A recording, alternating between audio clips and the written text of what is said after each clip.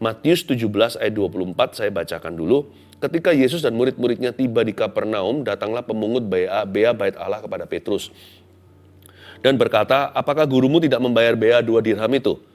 Jawabnya, memang membayar. Dan ketika Petrus masuk rumah, Yesus mendahulunya dengan pertanyaan, apakah pendapatmu Simon? Dari siapakah raja-raja dunia ini memungut bea dan pajak? Dari rakyatnya atau dari orang asing? Jawab Petrus, dari orang asing. Maka kata Yesus kepadanya, jadi bebaslah rakyatnya. Tetapi supaya jangan kita menjadi batu sandungan bagi mereka, pergilah memancing ke danau dan ikan pertama yang kau pancing tangkaplah dan bukalah mulutnya, maka engkau akan menemukan mata uang 4 dirham di dalamnya. Ambillah itu dan bayarkanlah kepada mereka, bagiku dan bagimu juga. Ayat 24 dulu ya. Ketika Yesus dan murid-muridnya tiba di Kapernaum, datanglah pemungut bea bait Allah kepada Petrus dan berkata, apakah gurumu tidak membayar bea 2 dirham itu? Siapa yang tiba di Kapernaum? Yesus dan murid-muridnya. Kapernaum adalah home base-nya Tuhan. Jadi Yesus itu lahir Bethlehem, besar Nazaret, tetapi pusat pelayanannya, basis pelayanannya itu di Kapernaum. Sebenarnya menurut sejarah hanya 2 dari golongan Yesus dan 12 murid itu yang tinggal di Kapernaum, yaitu Yesus dan Petrus. Sisanya bukan tinggal di Kapernaum. Kalau Anda tahu utara Israel itu, ya, itu kota-kota, town atau desa-desa itu dusun-dusun berdekatan. Jadi mereka nggak jauh jalan kaki juga bisa. Kadang-kadang perlu jam, berapa jam. Tetapi itu nggak no big deal gitu ya. Mereka bisa menempuhnya tanpa transportasi. Yesus dan Petrus tinggal di Kapernaum. Supaya Anda tahu dulu background story-nya. Kenapa nanti Yesus bayari Petrus saja. Karena ini adalah bea untuk bait Allah dari kota Kapernaum. Yesus ini luar biasa. Tuhan itu berwibawa. Nah, kita sekarang lihat Yesus dan Petrus.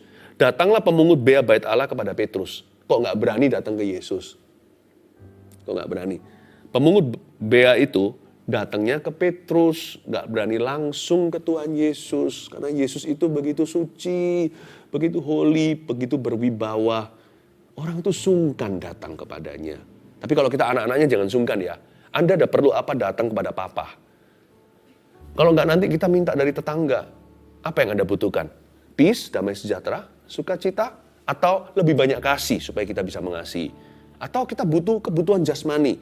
Doa Bapak kami ajarkan, berilah pada kami hari ini makanan kami secukupnya. Minta itu sama Bapak, bukan sama tetangga. Jangan sungkan. Tapi orang yang tidak kenal Tuhan sungkan. Tapi orang ini seringkali disalah ngerti, seolah-olah dia adalah seorang pemungut bea bait Allah yang jahat. Yang seperti ahli Farisi, orang Farisi ahli Taurat yang suka menjebak. Bukan. Orang ini sebenarnya tidak jahat sih. Kalau saya baca-baca ulang, orang ini oke-oke aja. Dia sungkan sama Tuhan, dia tanya sama muridnya, gurumu itu bayar bea bait suci nggak sih? Jadi dia datang ke Petrus. Tapi kita nggak boleh sungkan ya. Kita ada butuh apapun juga rohani, jasmani, datangnya harus pada Tuhan. Doa itu harus menjadi permulaan.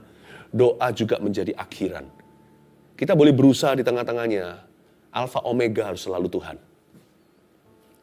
Nah, Yesus dan Petrus tinggal di Kapernaum. Murid-murid yang lain itu mungkin kali ini di ayat 24 hanya mengantar Tuhan pulang.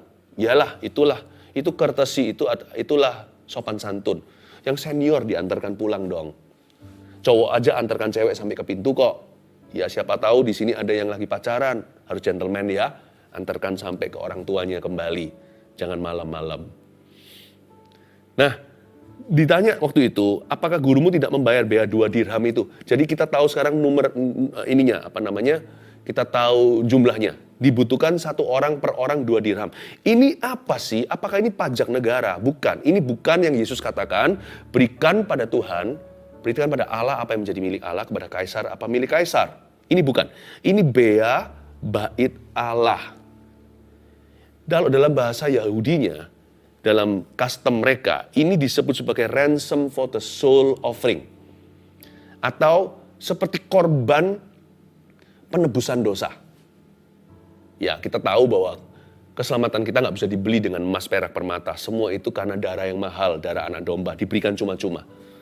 Tapi zaman dulu itu, bait suci itu mengharuskan mereka itu membayar suatu bea. sebagai bentuk ransom for their soul atau sebagai bentuk penebusan untuk mereka.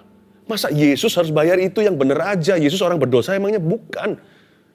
Yesus bukan orang berdosa. Yesus gak perlu bayar itu. Harga 2 dirham. Gak perlu dia. Yang perlu dibaptis itu kita, bukan Tuhan Yesus. Tapi Tuhan Yesus dibaptis supaya menggenapi kehendak Bapa, karena dialah jalan. Lah kita kan tinggal niru dia. Di jejak kakinya. Karena itu Tuhan dibaptis sama Yohanes. Itu sampai Yohanes ketakutan loh. Yohanes membaptis itu sampai gemetaran di dalam air. Dikira airnya dingin atau apa. Bukan. Tapi dia ketakutan harus membaptis anak Allah. Yesus tanpa dosa. Tapi Tuhan berkata, kamu tetap harus baptis saya. Karena demikianlah kehendak Bapa. Yesus itu gak perlu bayar bea. 2 dirham apalagi ransom for the soul offering. Yesuslah the savior of our soul. Yesus itu malah justru juru selamat jiwa kita. Kok malah dia bayar bea? Kalau kita sepatutnya ya kan, keenakan kita ini dikasih cuma-cuma. Tapi ya justru itulah anugerah, kita tuh dikasih itu apa adanya sama Tuhan, cuma-cuma. Tidak perlu kita membelinya. Berkat Tuhan itu ya, diberikan pada kita itu for free loh. Harusnya Tuhan tidak, harusnya Tuhan tersinggung nih. Kalau ini manusia biasa, mungkin dia bisa berkata, lu orang gak tahu gue siapa. Mungkin gitu ya bahasa sehari-harinya. Kalian gak tahu ya aku ini siapa. Aku ini raja tahu. Aku tuh yang punya bait suci. Bukankah aku harus tinggal di rumah Bapakku waktu Yesus tertinggal di sana umur 12 tahun?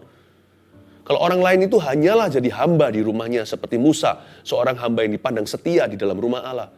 Musa loh, di tingkat itu hanyalah hamba. Hanyalah budak di bait suci seperti Samuel kecil atau bocah itu. Kita ini hanyalah hamba-hamba Tuhan, pelayan-pelayan. Kalau Tuhan itu anak di rumah itu. Dialah ahli waris. Dialah pangerannya sorga. Masa dia harus bayar 2 dirham? Masuk ke rumah sendiri dia harus bayar karcisnya. Tapi Tuhan itu gak tersinggungan. Ya, belajar dari Tuhan ya. Sedikit